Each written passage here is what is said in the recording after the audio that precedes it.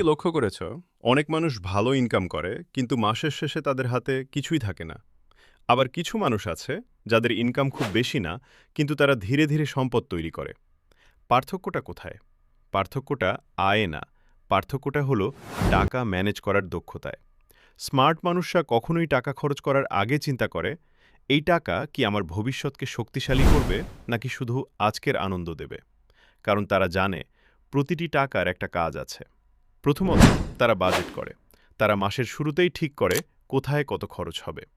খরচের পরে সেভিংস না, বরং আগে সেভিংস, পরে খরচ। দ্বিতীয়ত, তারা অপ্রয়োজনীয় খরচ কন্ট্রোল করে।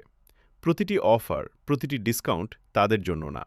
তারা জিনিস কেনে প্রয়োজন অনুযায়ী, ইমোশন দিয়ে না। তৃতীয়ত, তারা ইনকামের একাধিক সোর্স তৈরি করে।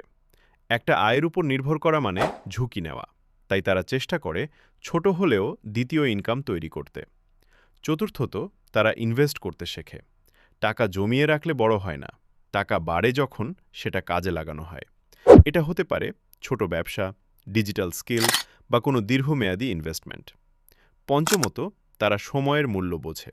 কারণ তারা জানে সময় নষ্ট মানে সুযোগ নষ্ট। তারা প্রতিদিন কিছু সময় দেয় শেখার জন্য, নিজেকে আপগ্রেড করার জন্য। আর সবচেয়ে গুরুত্বপূর্ণ, তারা ধৈর্য ধরে। কারণ তারা জানে ধীরে ধীরে বড় হওয়াই সবচেয়ে স্থায়ী সাফল্য। স্মার্ট হওয়া মানে বেশি টাকা আয় করা না। স্মার্ট হওয়া মানে কম টাকা দিয়েও সঠিক সিদ্ধান্ত নেওয়া।